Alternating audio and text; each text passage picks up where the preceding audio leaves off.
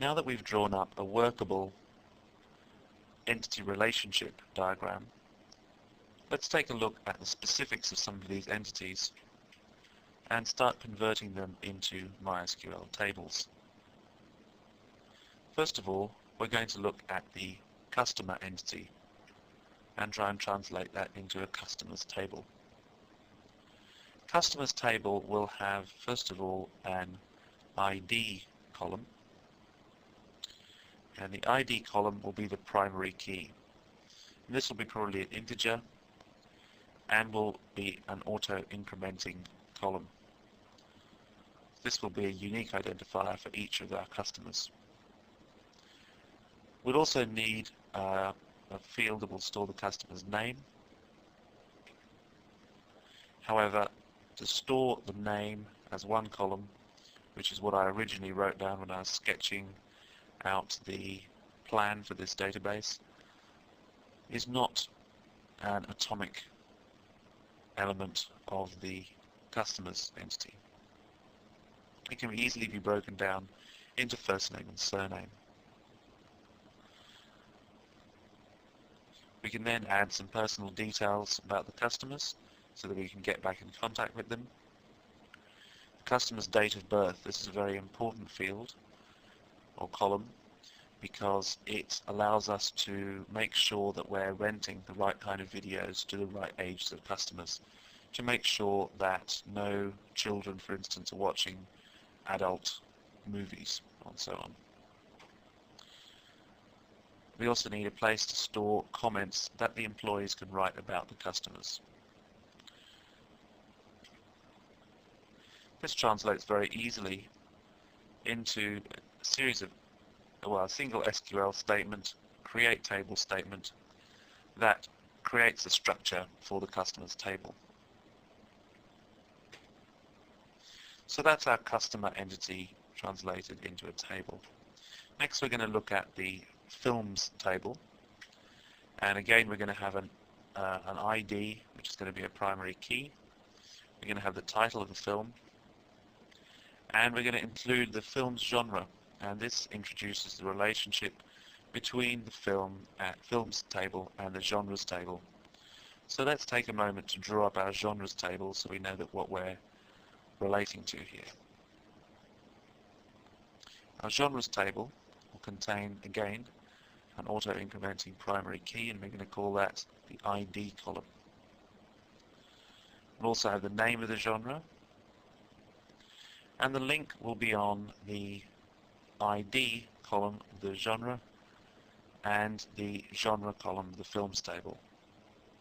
So essentially an integer will be stored in the films table, and we'll be able to relate that to the genres table to get the name of the film genre.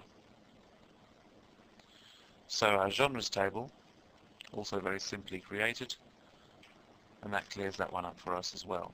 So let's get on with the rest of the columns of the films table. We're going to need a rating, and this rating could be, we could do this several ways. One way would be to have a ratings table like the genres table, which would store information about each of the different ratings.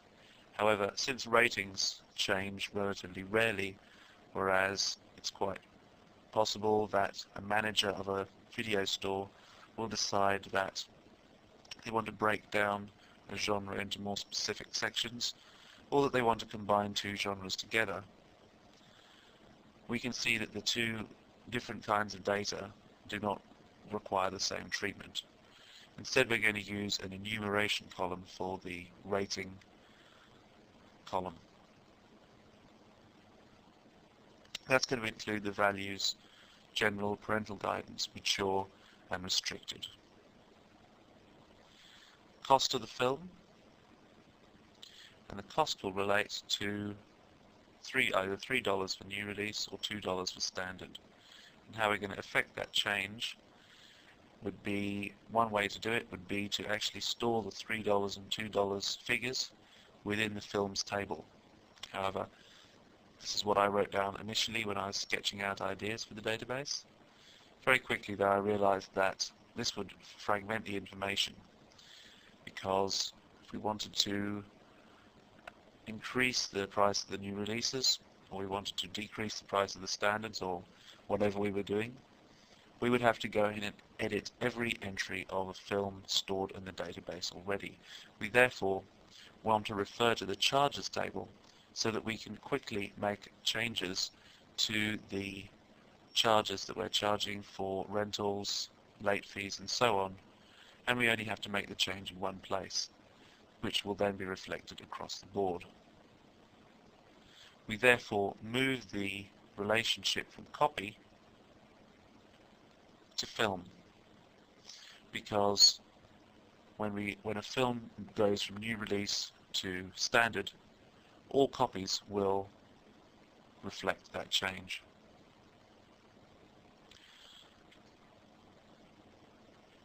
So let's take a look at the charges table in which we're going to store that charge information. We're going to have an ID column and an amount, which is going to be the number containing the charge.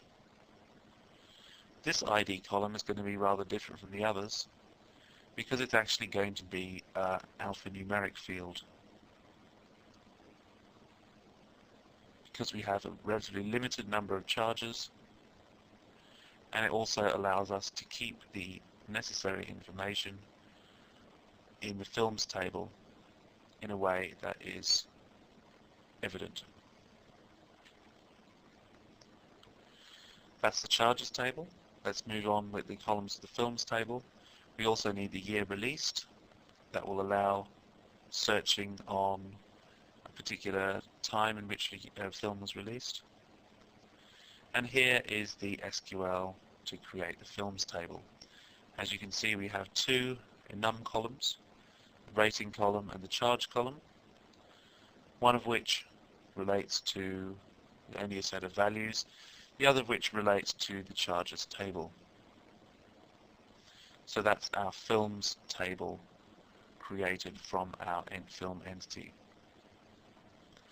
Next we need the artist table and the film artist table.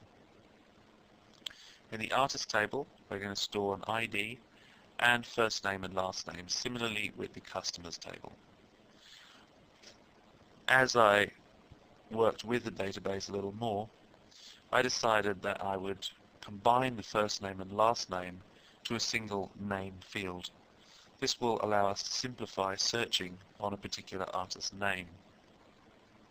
We should realize that this is a denormalization because we've broken the principle of atomicity of data.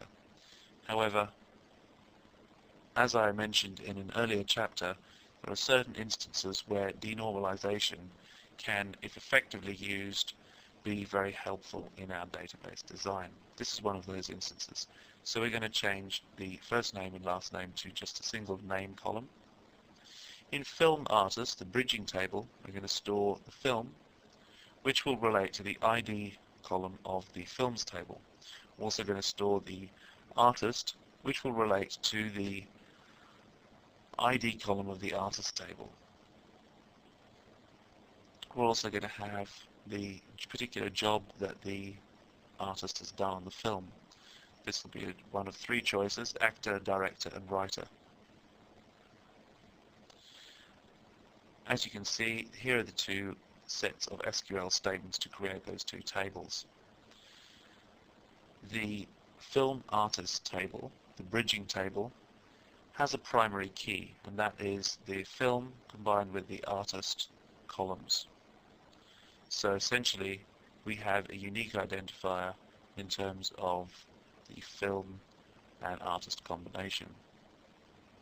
We've also used an enumerated column type for the job done to ensure that we have strict control over the kind of jobs that film artists can be doing within our system. So there's the artist table and the film artist table completed. Now we're going to look at another central entity within the entity relationship diagram, and that's the copy. I'm going to translate this into the copies table. We're going to once again use an auto-incrementing primary key. That's the ID field. We're going to have a film column, and that's going to relate to the ID column of the films table. So that creates the relationship there. We're going to have a rented to column, and that allows us to at any time be able to see who the particular copy of the film has been rented out to. If it hasn't been rented out at the moment, in other words it's on the shelf, then this field will be null. We'll also include a rented by column so that we can keep track of which employee is renting to which customer and which film they're renting. We also need a date due back. Once again, all these three fields, the three last fields, will be null if the copy is sitting on the shelf. We also need format. This allows us to differentiate between VHS and DVD. This is what it looks like translated into an SQL statement. That's the copies table. Let's take a look at our employee entity, the final one. And here's the employees. Here's our ID column, again a primary key. Some personal information about the employees. And a title column. So this title indicates whether they are a boss or an employee. And I've chosen to call the employees droids, no particular reason, other than the fact that the employee term is too generic, because even the manager is an employee within the shop.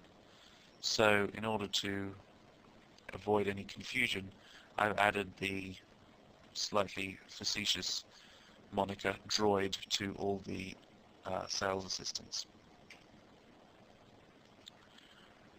Here is the table in SQL form. As you can see, there's an enumerated field there, the title column, which allows us to select between manager and droid. So these are our tables that have been created from our entity relationship diagram. And in our next movie, we're going to start looking at the way in which this database design is used within our application.